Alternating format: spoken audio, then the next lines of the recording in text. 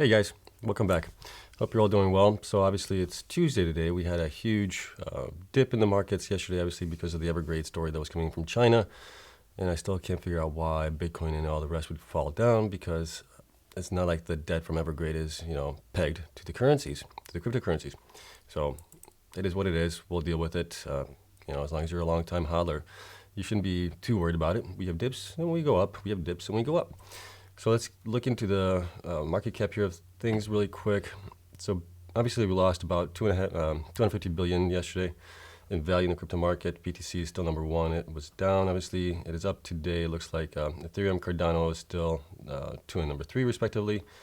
And then we also have XRP and Solana. Once again, have switched places. So XRP is back to number 6. Solana is down to number 7. So we'll have to keep an eye on it. And then we see that Avalanche is coming in strong in the 11th spot. It's coming in after, going after DOGE spot number 10.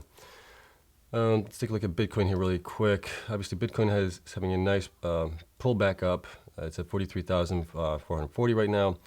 Obviously, we had that huge candle yesterday, and then further drop below the 200-day moving average. And then we had a wick up once it got close to the 40,000 mark, which is good to see. So we'll cover that in a little bit. We'll do a chart analysis here towards the end of the video. Also, just so you guys know that there's chapters in the video. So if there's anything that you want to skip, you can go ahead and do that. It kind of helps you guys out to cover the stories that you guys want to get deeper dive into. So the first story is, actually, let's go here. We'll go to PlanB's tweet yesterday. He tweeted, in June, I sketched the rough path of how Bitcoin could go towards its stock to flow target of 100,000 in December. Just confirming we are still on the path, in my own opinion. So here's the graph that he drew. That, we have a dip here towards the end of the year, and then obviously go back down. We have a little dip here in September, looks like, and then going back up. So as long as things hold true right now, we should be in good shape. Obviously, he was thinking it was going to dip to 43K in September, and then October was going to be 63K. So we may see a little bit further down. But right now, it looks like we're bouncing off to 40,000, which is our support in Bitcoin. So that's looking good. So Bitcoin drops as much as 10% as risky assets tumble globally. The price of Bitcoin dropped sharply on Monday yesterday as investors began shedding risk amid a global equity markets decline. Many people have argued that Bitcoin is most useful as a safe haven asset, but that narrative could be changing as people realize its price often goes down with broader declines in risk assets. And that could be just because we have a lot more hedge funds, investors, and anytime they get a little bit spooked, they start selling their cryptos, right? Bitcoin's rally this year has coincided with the risk-on rally, and much like stocks, the cryptocurrency is prone to sharp declines in September. September is not usually the best month for Bitcoin anyways. Bitcoin lost as much as 10% on Monday morning. It was last down more than 7% at 43,790. It's now up a little bit from that. Obviously, it went down to 40,000, and it's up a little bit from that. According to CoinMetrics, the broader crypto market was in the red too, with Ether down 8.5%, as well as crypto adjacent stocks, Coinbase, MicroStrategy lost 3.5% and 4% respectively, while Squares slipped by 2% in crypto. Mining stocks, RIOT fell 6%, Marathon fell 5%. The sell-off is the continuation of a well-established pattern where traders cash in their riskier assets to cover margin calls or sit on the sidelines until markets calm down and they feel more comfortable going back into the riskier positions. Paper handing, no dime hands in the market.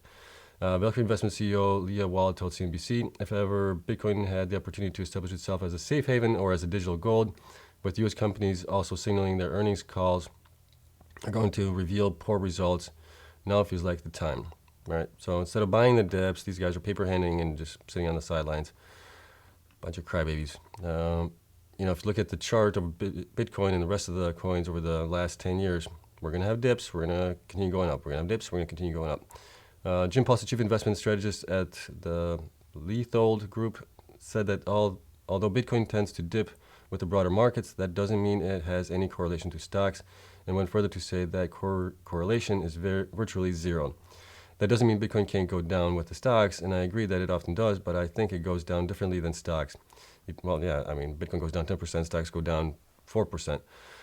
He told CNBC, to me, it is very diversifying asset against most of the other things in my portfolio, that it in itself can lend itself to lower volatility, but it doesn't necessarily mean that it won't participate in risk off periods.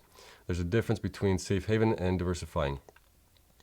Paulson said part of the reason Bitcoin has been branded a safe haven has to do with its characterization of currency, which has part of the initial vision for it as written in the original white paper.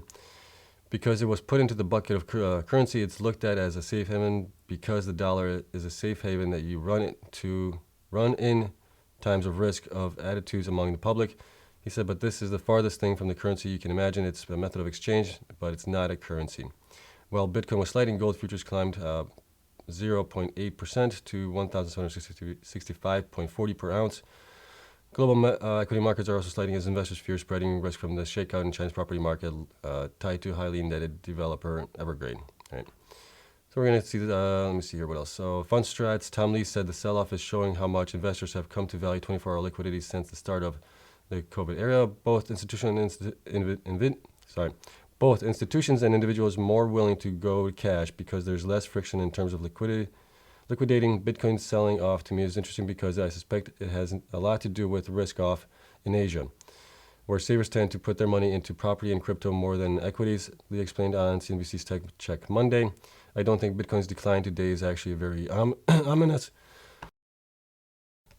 but it is showing you that people really value liquidity. So that's what happened yesterday. And then we have Bitcoin pullback mode support at 40,000. We saw that Bitcoin bouncing off of it. So initial support seems to be at 40 to 42K, which could stabilize the pullback. So Bitcoin sellers were active over the weekend on the cryptocurrency. Price dipped below the 200-day moving average at 45,000. Initial support is seen at the 40 to 42 range where breakout occurred on August 6th. We saw that here where we went down to just about a little bit over 40,000 and then we wicked back up. So to me, that's good news. The 50,000 resistance level was tested several times over the past few weeks. Yeah, we saw that. We just couldn't, we kept knocking on that 50,000, but we couldn't get in. Although buyers ultimately took profits as overbought signals appeared on the charts, BTC was trading at around 44,200 at press time and is down 5% over the past 24 hours. The relative strength index on the daily chart dipped below 50 neutral level and is not yet oversold. That suggests a period of consolidation could persist between 40,000 support and 50,000 resistance. And we've been kind of saying that we've been kind of in this kind of consolidation period for Bitcoin where people are just accumulating right now. On the forward chart, the RSI is most oversold since September 8th, which preceded a brief price bounce after a 19% sell-off. So we'll see if that occurs again. Short-term buying could occur, although upside appears to be limited beyond 50,000 given strong overhead resistance. So we need to have people buying in over $50,000 in order to continue the rally up. One good news story here is Tom Brady says he'd love to request having NFL contract be paid in cryptocurrencies. Tampa Bay Buccaneers star Tom Brady could join the ranks of NFL players who have received a portion of their salary in cryptocurrency. Obviously spreading the message out to everybody that you want to get paid in crypto is a good thing. Makes other people think maybe I should be getting paid in crypto as well, which then obviously locks up more crypto in people's wallets, less volatility. So that, in my view, is a good thing. I think a few players have requested that. He said on his Let's Go podcast via Joey Knight on the Tampa Bay Times, I'd love to request that to get paid in some crypto and to get paid in some Bitcoin or Ethereum or Solana tokens. I'm surprised that he knows what Solana is and Ethereum, but that's great. He's obviously staying informed. It's an amazing thing that's happening in the world with the way the world is becoming more digital. Brady and his wife, Gisele Bundchen, are already ambassador and advisor, respectively, for the cryptocurrency exchange FTX. So good news there. And one other good news. Finally, it seems that Robinhood said to be testing long-awaited wallet. Transfer features for cryptos like Bitcoin and Ethereum are coming, including Dogecoin. So one of the gripes that we've had with, obviously, Robinhood is that once you buy cryptos on their exchange, they stay on their exchange. You can't move them to another wallet, move them to another exchange. They're basically stuck there. So you have to trade them on there. So that's a bad thing in case something happens, it gets hacked. You're pretty much SOL. So the good news is obviously the long-awaited feature of cryptocurrency wallets and transfers of Robinhood Markets Inc. could be coming soon. What happened? Bitcoin is testing crypto wallets and crypto transfers. So this is important. We want to see this on its app, according to Bloomberg. The new feature would allow users the ability to send and receive cryptocurrencies supported on the app like Bitcoin, Ethereum, and Dogecoin. A beta version of the Robinhood app on Apple iPhones shows a waitlist page for signing up. What happened there? waitlist page for signing up for a crypto wallet feature from the company. Bloomberg also reports that code referencing cryptocurrency transfers was found in the app. So that is all great news. They've been saying that they're going to do this for 2 years now, 3 years, I think. So seeing that they're doing this, actually now testing it, is a good sign. I think that's a good thing. Obviously, you always want to get your coins off of exchanges if you can. Keep a little bit on there if you're trading it. If you're hodling it, buy it and get it off the exchange. Put it into your own hardware wallet. If you don't have a hardware wallet, get a hardware wallet. All right, let's take a look at the charts here really quick, the sticks. I'm going to call it a day for today. We'll see if anything else pops up. So Bitcoin, obviously here, let's take a look here. Bitcoin is obviously bouncing a little bit. We obviously passed through the 20-day, 50-day, and it dropped below the 200-day moving average, and then we wicked back up above it, which is a good sign. I'd like to see us get back above the 44,800 mark with Bitcoin price, but it looks like it's going to be struggling. As long as we can stay above the 200-day moving average, I'll be happy there. RSI is looking good. So we're at 43,000 right now, which is kind of where we stopped yesterday. We were at 43,000, right? And then switched over to the new day. We went below it, and we're back above it, which is kind of coinciding with PlanB's tweet that he had a while back where he said Bitcoin could go to 43,000 and then for this month and then go back up in October, November, and December following. So if that plans out, that's going to be a good sign right there. Okay.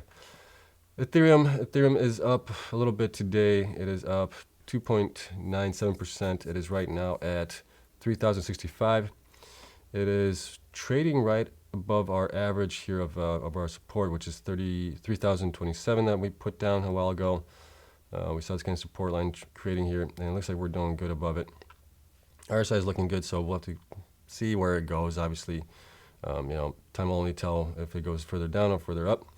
Hopefully, the China FUD thing is over with, and everybody can get back to normal and get the prices of coins going back up. Cardano is at $2.16, so good buying opportunity. It seems like it went below the $2 mark a little bit here twice, and then it obviously came back up. Our previous support line that we drew here was at $1.90. It didn't come close to it, but at least we're above our other support line of $2.13 or so. So we want to see that stay above it. RSI is nice and low on the daily chart. Litecoin is obviously falling below our support that we drew here yesterday. That support was going to be at 167. It is now at 160. So we want to see that come back up. Obviously, it wicked up like everything else here in the day. So that's looking good. Dogecoin is obviously at 21 cents right now. It is below the 200-day moving average, which I'd like to see that come back above it. Obviously, I'm a little worried if it crosses the 50-day. Crosses it, we may see a further pullback on it. And then we have Stellar. Stellar is below everything, 20, 50, 200-day moving averages. It is in a land of its own. Let me see here. We have this chart. Just extend this out. This was kind of our support here, 31 cents. It's obviously falling below it. It's at 28 cents right now. So I'd like to see that get above that 31 cents mark, and then we'll see if it goes back up or down. Solana had a obviously nice pullback here. It's at 142 right now. After the several days of selling, we had a couple of days, 1 day up, 2 days selling, 1 day up. And RSI has come back down a little bit. We're just now at, what are we at, 51. So we're at the neutral mark right now. I'd like to see that come down a little bit more. I'd like to see it test the 50-day moving average before it continues going back up. I think we just need a little bit more of a cool down period on Solana. Hedera H graph is touching the 50-day moving mark here. It's at 35 cents right now. I do have some money going into my exchange. Hopefully I'll get that in today or tomorrow. I want to buy $500 more of Hedera. Not financial advice. Do your own research on this. I just think that it's a good dip on it, and I think right around the 50 moving average is a good place to buy. It went down to it. I couldn't get in at it, so we'll get it in maybe at 35 cents if it holds. So I'm liking what I'm seeing here. We're seeing that Hedera touched the 50-day and bounced off of it twice here. This was back in early September, and then obviously went up higher. So I'm hoping it will do the same thing here going forward. Here we may have a nice bounce. RSI is a little high. It's at 50, but it's not too bad. We're at average. We're not overbought. We're not oversold. And then obviously the mining stocks here really quick. HIVE is down. Actually, it's up a penny pre-market to 260. Bitfarms is up 13 cents pre-market to 456. HUT is up 19 cents to 802. Mara is up 46 cents to 34.35, and RIOT is up 52 to 28.05. Obviously, we're waiting on financial results from HIVE this week. We'll see if that happens, if they post them or not. If they do, we'll obviously cover it. We'll put out a video on it. And that's it. Obviously, hopefully today's going to be a better day than yesterday was. Yesterday was a rough one. I know a lot of people panicked, sold, and, the only thing I can give you as far as advice is being there for the long term. I think being in the long term is a lot more rewarding. You're not as stressed out with the market if it goes down, if it goes up. There's just too much stress in that. I just like to buy and hold, and we'll see where it goes in the next couple of years. So that's all I got for you guys. Hope you guys liked the video. It would help me out a lot if you guys would subscribe if you haven't already. Hit the like button, and I'll see you guys in the next one. Until then, have a great day. I'll see you tomorrow.